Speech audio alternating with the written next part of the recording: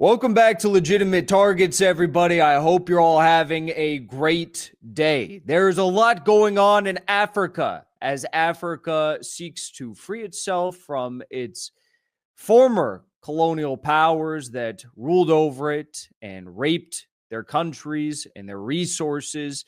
And there are many brave African leaders and young African minds who are standing up and saying that we want Africa to be for Africans, just like many in the MAGA movement in America are saying we want America to be for Americans.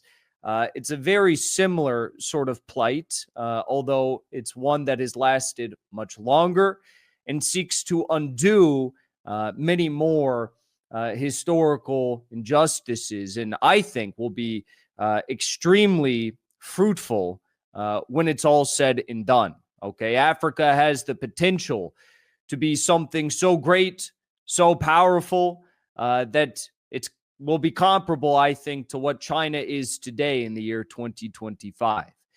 Joining me today on our episode is Egountchi Behanzin. He is a French Togolese activist and founder of the Ligue, défense, noire, Africaine, the LDNA, known for his pan-Africanist, anti-colonialist, and anti-imperialist views and commentary and activism. I'm very pleased for this conversation. So without further ado, Egountchi, how are you doing today? And thank you for joining me. Thank you, my brother, for your invitation. Merci beaucoup pour l'invitation. Je suis vraiment heureux et content. I'm really pleased and happy to be taking part in your show. And above all, it's a pleasure for me to meet you today for the first time.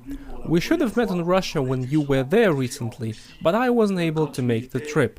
So it's a real pleasure for me to take part in your show. C'est vraiment un plaisir pour moi de prendre part à ton émission.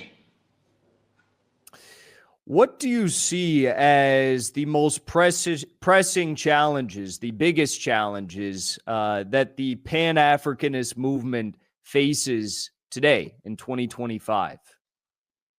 Les défis les plus urgents auxquels les mouvements panafricanistes The most pressing challenges facing pan-Africanist movements in 2025 are still the same. We must be aware that we are engaged in a process of total liberation of the African continent from imperialism, neocolonialism, and all its local accomplices.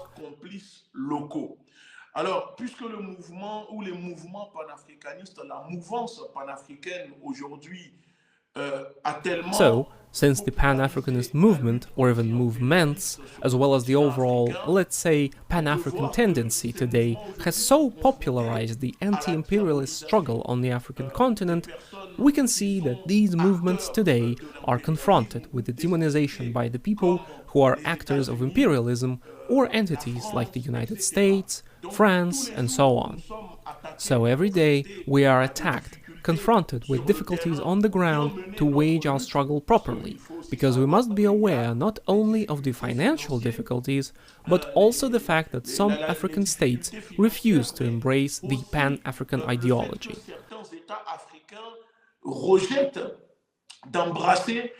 L'idéologie panafricaine. Mais malgré cela, il faut quand même l'admettre que... But despite that, we have to admit that the pan-Africanist movement is not doing as well in 2025 as it was before, because young Africans today are only waking up.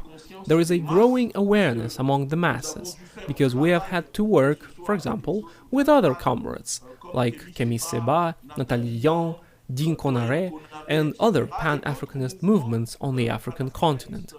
So we say that the difficulties we face today in this struggle only reassure and motivate our determination to put an end to neocolonialism and imperialism on the African continent. En finir avec le néocolonialisme et l'impérialisme sur le continent africain.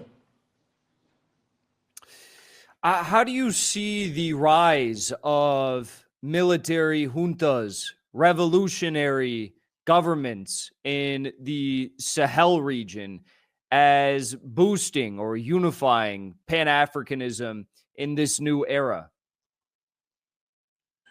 Vous savez, je dirais plutôt que la bonne formulation à cette question, c'est plutôt... You know, I'd say that the right way to put this question is that rather the Pan-African ideology has encouraged these fighters to take power and assume their responsibilities. It wasn't the fighters that helped popularize Pan-Africanism. No, it is Pan-Africanism that is helping to popularize the influence of these fighters. Because we did a remarkable job for the arrival of these fighters. For example, in Mali in 2020. We took part in the revolution in Mali by participating physically, on the ground, and in the diaspora, by mobilizing Africans, both inside of Africa and in the diaspora. So the arrival of these fighters at the head of these three countries from the Alliance of Sahel states, Burkina Faso, Niger, and Mali, has also boosted the popularity of Pan-Africanism, which has already been doing the necessary work. Because it must be remembered that these fighters today are committed to the Pan-African path. They are Pan-Africanists, and they know that the people are watching them. Because today, anyone who wants to seize power in Africa without embracing Pan-Africanism runs the risk of not being supported. Because today, we are talking about the same path, which is Africa first, Africa for Africans, Africa's interests first. Before, we had these vassal leaders at the head of these countries who defended the interests of the Westerners, of the West, of globalists, and so on. And today, with the help and contribution of Pan-Africanism, we have fighters who first defend the interests of Africa, the interests of their people, of their nation, before the interests of neo-colonialists and imperialists. And it's not over yet, because right now we are working to enable other states to free themselves from the hostage situations and occupation they are under today. And thanks to Pan-Africanism, be it in Togo or in Benin and so on, we hope that soon there will be revolutionary fighters who will take their courage in their hands and free these countries and install the Pan-African ideology at the head of said countries. Et installer l'idéologie panafricaine à la tête de ces pays. What role do you see the African diaspora playing in revitalizing Pan-Africanism and unseating the colonial interests in Africa? Le rôle de la diaspora africaine dans la revitalisation du panafricanisme. The role of the African diaspora in revitalizing Pan-Africanism is quite important. Before I left France because of persecution, and now I live in Africa, the diaspora has contributed a lot. You have to realize that without the diaspora, African struggles are not taken to the international stage, because it's the diaspora that carries the voice of struggles and movements on the African continent. Because on the African continent, the struggles and the voices of the African people are already being made invisible with the complicity of the collaborationist media, which have a monopoly and total control over information on the continent. I'm talking about media such as France 24, RFI, TV5, and so on. So, the diaspora plays a really important role and has helped to spread the voices of the African people across the borders of the African continent. Because without the diaspora, without its mobilization, and I would like to remind you that the diaspora is the 6th largest region of the African continent, because there are over 300 million Afro-descendants living in the diaspora. And these people have access to high-quality information sources. They are highly educated and know the realities and the inside-outs of globalism, globalization, neocolonialism, and imperialism. So, in the diaspora, the mobilizations enable the Western and international media to find out what is happening on the African continent. If it weren't for the diaspora, if the diaspora didn't mobilize, for example, with what happened in Mali when ECOWAS wanted to stifle the Malian people when the United States imposed sanctions, it's always the diaspora that rises up. When there's a movement, it's the diaspora that mobilizes, first of all, because the diaspora has more freedom. we must recognize that, unlike in African countries where the people frequently don't have the right to protest and to express themselves, the diaspora acts as a relay by relaying the protests, by relaying the legitimate anger of the African people. So, Africa cannot free itself without the diaspora, and the diaspora cannot free itself without Africa. Because the diaspora and Africa are two sides of the same coin. That's why we say that the two must coordinate and help each other self-liberate. And if the diaspora liberates itself, politically speaking, Africa will liberate itself and follow suit, and vice versa.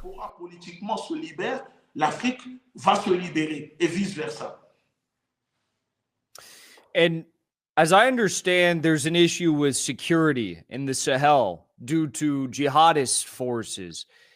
How do you assess the success of these jihadist forces which seek to undermine the safety and security of this new Pan-African confederation in the Sahel region?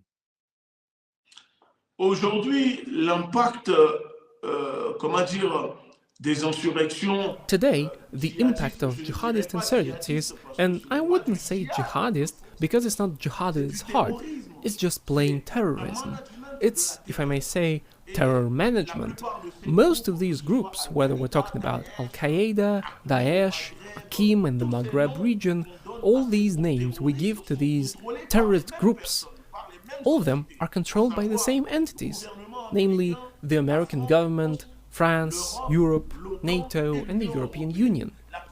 Most of these terrorist leaders, these brainless mongrels who kill women and children, are known to Western governments.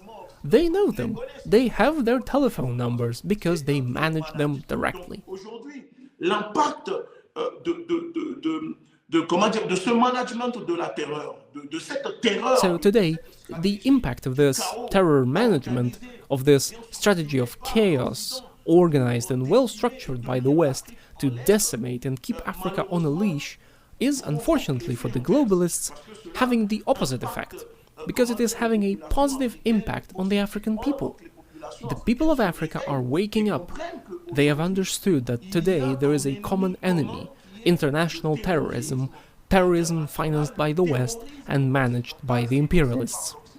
Managé par les impérialistes. Donc cela unit à peu près quasiment comme vous le voyez au Sahel, les peuples aujourd'hui sont unis. So this more or less unites, as you can see in the Sahel region, the people are united today behind their leaders because they have understood that this terrorism is manufactured to dominate them, not only to dominate the people themselves, but above all to plunder the wealth of these countries and allow neocolonialism to continue and even prosper.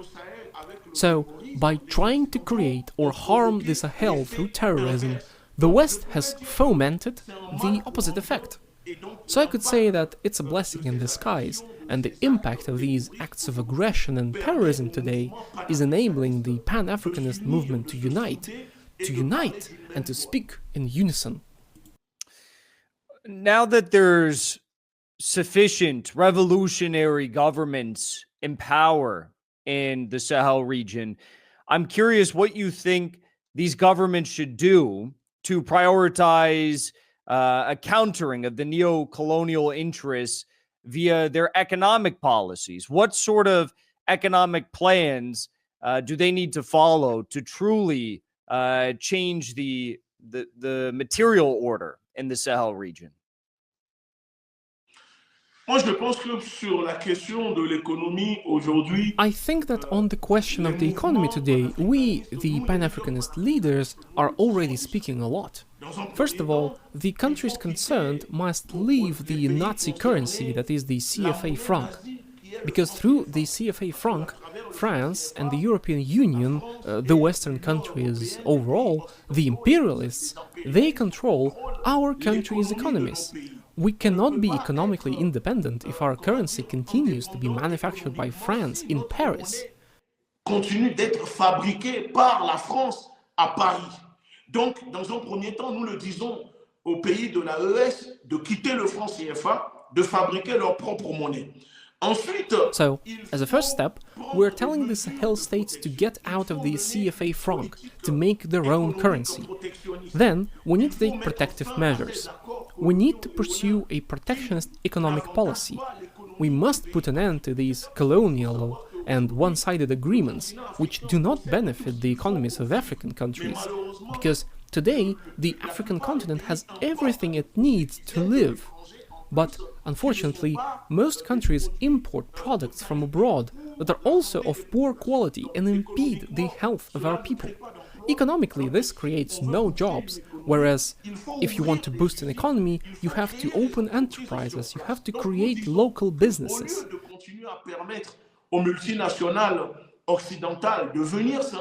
So what we're saying is that instead of continuing to allow Western multinationals to set up shop and pay our countries through the CFA franc, we need to put in place measures that force investors to come and invest locally, to open factories, to industrialize our countries and create jobs. For example, instead of continuing to buying weapons and drones from Turkey, Russia, Iran, for example, the Alliance of Sahel states can demand their partners to come and set up assembly plants and manufacturing plants, which will boost the economy and create jobs for young people. Because today, Africa has so many human resources that some of this young generation is driven into immigration and exile, dying in the ocean and in the desert, when we have everything we need to live.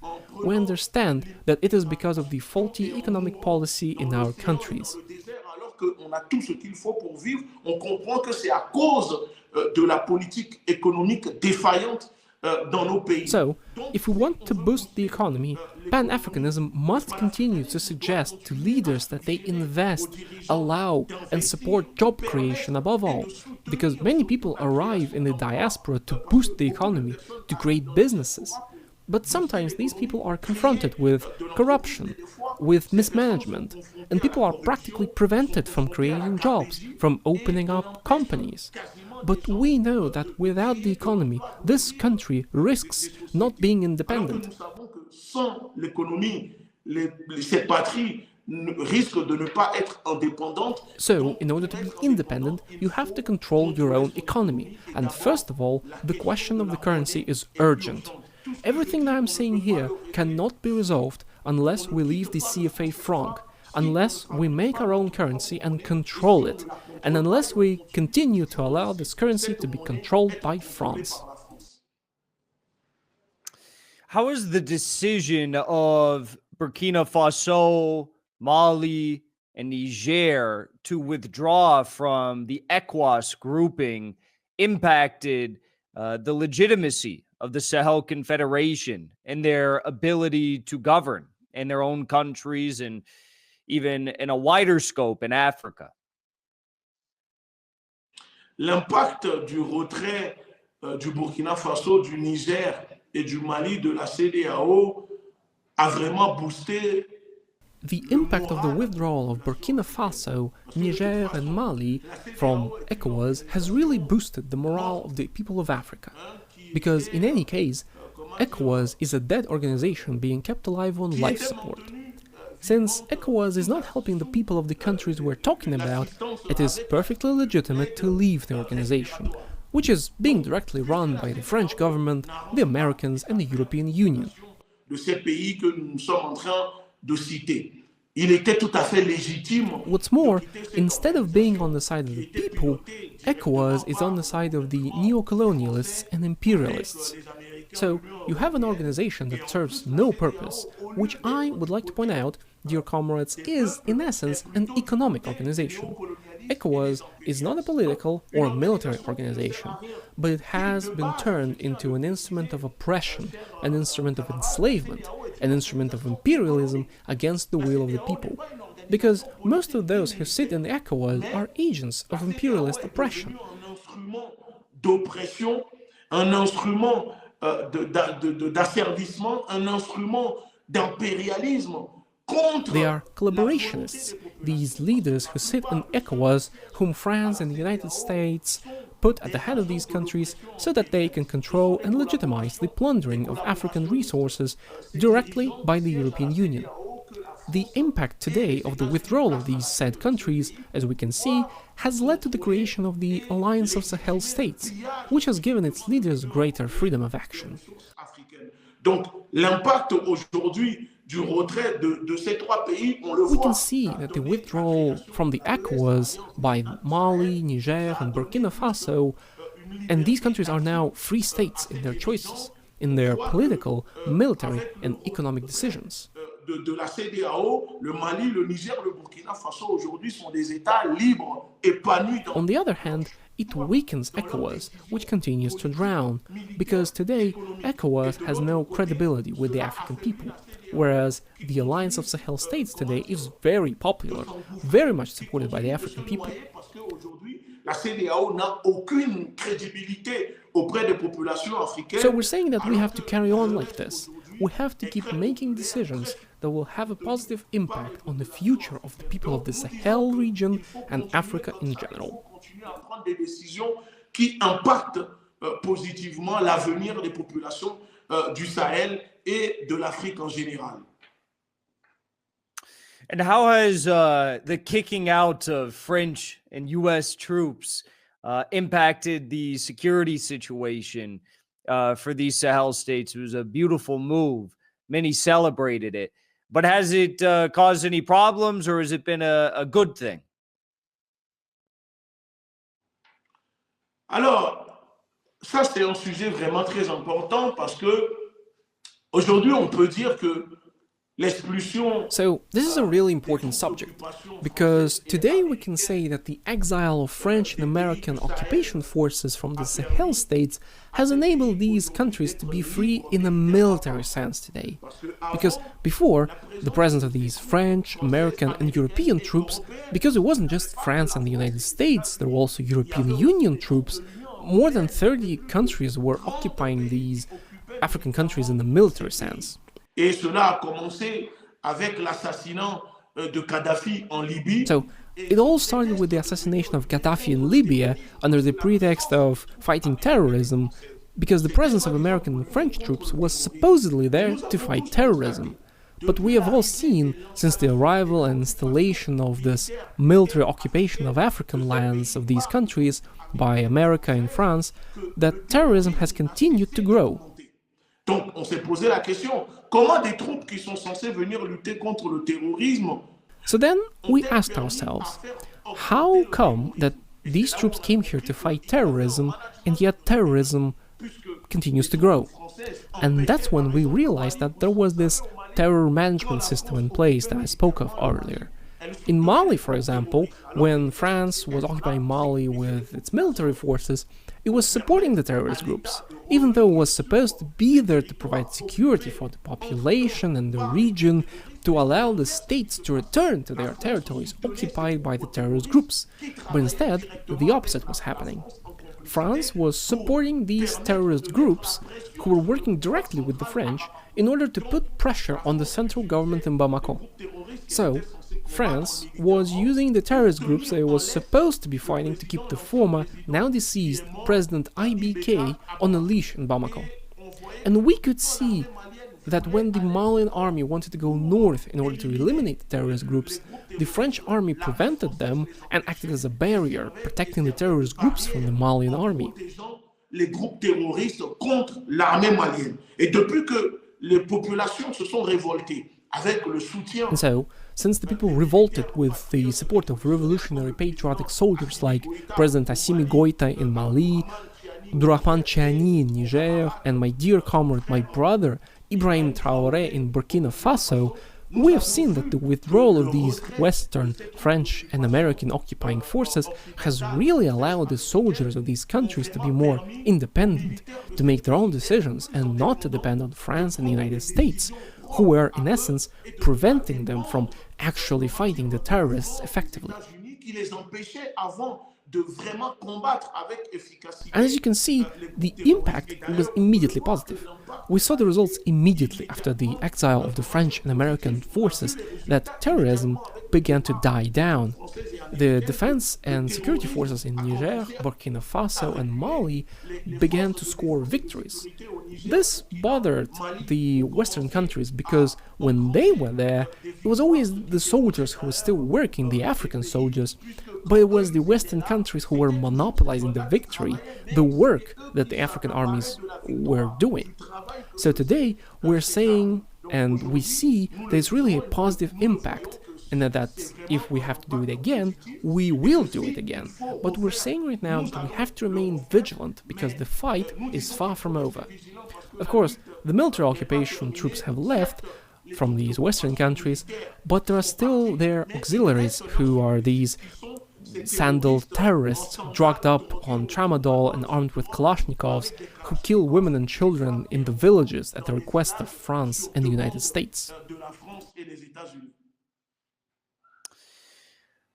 One of the things I've noticed recently is the United States, AFRICOM, is very angry at Captain Ibrahim Traore and the Sahel states, especially because of their close relationship with Russia and Wagner forces who are providing security to the new presidents and their governments.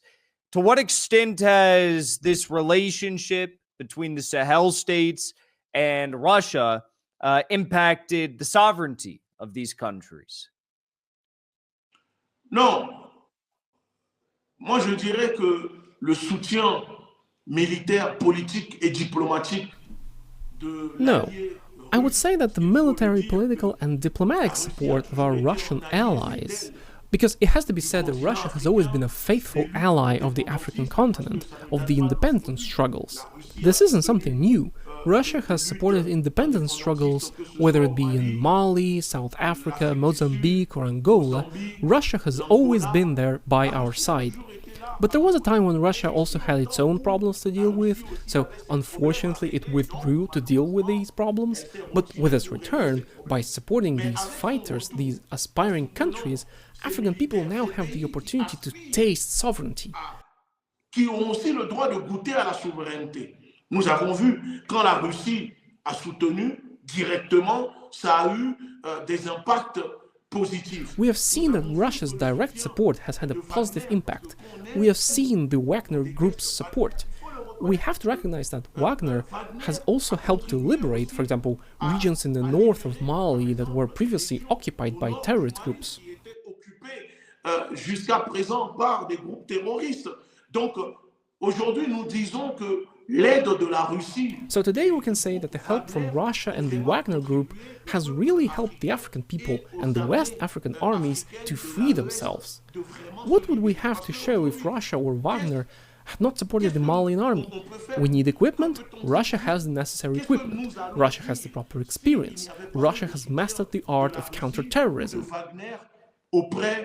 De l'armée malienne, parce qu'il faut du matériel. So all it has done is contribute by making its aid and expertise available to this country, because unlike France or the United States, Russia does not force any country or force its allies to do anything.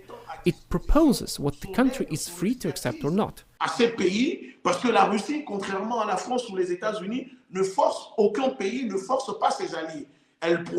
So Mali, Niger and Burkina Faso have agreed to work with Russia on security issues, and we can see that the results are there.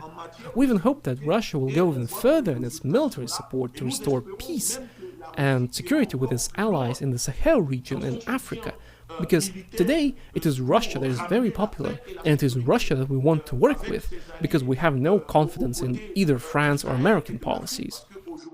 C'est la Russie qui est très populaire et c'est avec. So we'd like to thank Russia and Wagner for their support, because Prigozhin, rest his soul, there are people who don't like him, but there are others who do. He had a vision, at least that we have to acknowledge, clear and unambiguous of how things were going to go down on the African continent, and that's what bothered the Westerners quite a bit. Qu'il faut reconnaître clair et net de comment les choses se déroulaient sur le continent africain, et d'ailleurs c'est ce qui dérangeait un peu les Occidentaux. Do you think we could ever see the Sahel Confederation, the AES, expand into Western coastal Africa? You recently probably saw Senegal and the Ivory Coast announced that they are reducing French military presence in their countries. You think we could ever see it expand into countries like this?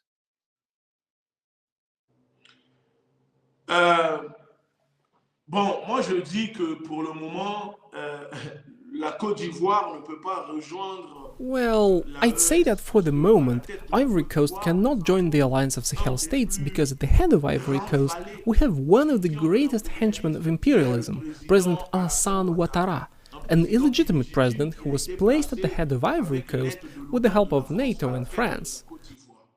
Pour ce qui concerne le Sénégal, il vient d'avoir un changement. As far as Senegal is concerned, there has just been a change of presidency at the head of this country, so the Senegalese are more focused on solving their domestic problems. Senegal is not a country hostile to the alliance of Sahel states, nor is it our ally, thus it is quite neutral. Le Sénégal a, comment dire, des liens neutres avec les pays de l'AES. Donc je ne pense pas. So I don't think that for the moment these two countries are ready to join the alliance of Sahel states. We have to ask ourselves, does the alliance represent their own political vision? Does it also represent the interests of the leaders of Senegal or Ivory Coast? I'd say you have to ask both of them, but for the moment there's no question of Ivory Coast or Senegal joining the alliance of Sahel states. Because to join the alliance you have to embrace pan-Africanism, you have to be anti-imperialist, as well as meet certain other criteria. Et il y a des conditions. Il ne faut pas que l'AES. The alliance must not become a new organization just like the ECOWAS, which just collects heads of African states. It is an alliance of anti-imperialist leaders, revolutionary leaders like those in Latin America, where my comrade Nicolas Maduro does his work. Comme on trouve en Amérique latine avec mon camarade. That's what we wanted at the head of the states. So, if there are states where the leaders are anti-imperialist revolutionaries, they are quite welcome in the alliance of Sahel states.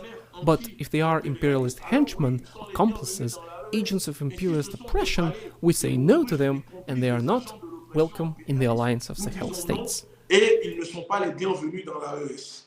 Egountchi, I really appreciated your insight into everything that is going on in the Sahel. Hopefully one day I can visit soon. I know President Traore is going to be in Moscow this week for the Victory Day celebrations, which I am here for. But I love what I'm seeing. It is a rebirth, an inspiration of Thomas Sankara and many other great Pan-Africanists. And I very much look forward to seeing these leaders and individuals like yourself build this future for Africa. So thank you so much for joining me today. And where can people follow along with you on social media? Maybe your Twitter, your Instagram, your YouTube? Yes. Les gens peuvent me suivre sur les réseaux sociaux, sur X, Egountchi. Yes, sure, people can follow me on social media, be it on X, Facebook or Instagram. Just search for Egountchi Behanzin and you'll find me.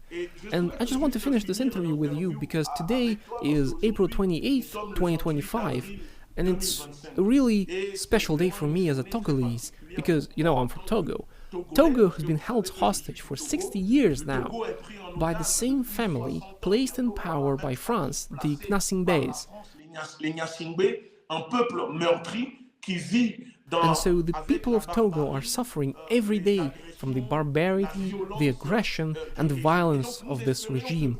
And so we hope that soon Togo will be liberated, that we will seize power in Togo, and if that's the case, I cordially invite you in person to come and visit Togo with me. So thank you very much once again for the invitation, and I hope that next time we'll have much more time to talk and discuss different topics. Thank you very much. Merci beaucoup. Thank you. Thank you.